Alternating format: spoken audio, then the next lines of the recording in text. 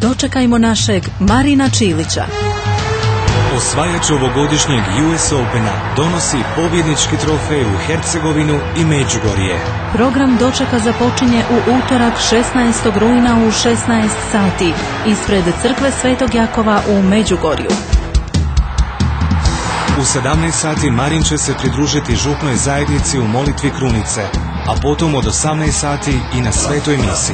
U 20 sati očekuje vas zabavni program i slavlje na športskom centru Ćorkov Dolac uz Thompsona, Matu Bulića, Jolu, Dražena Zečića, Tihu Orlića, tamburaški sastav Vranac i druge goste iznenađenja.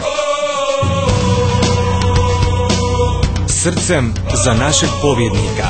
Dočekajmo našeg Marina zajedno.